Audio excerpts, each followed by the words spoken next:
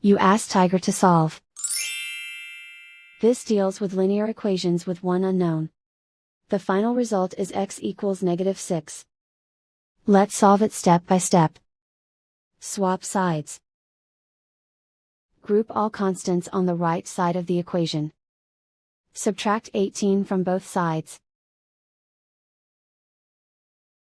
Group like terms. Simplify the arithmetic.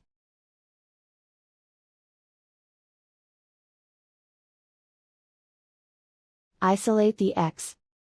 Divide both sides by -4. Cancel out the negatives. Simplify the fraction. Move the negative sign from the denominator to the numerator. Find the greatest common factor of the numerator and denominator.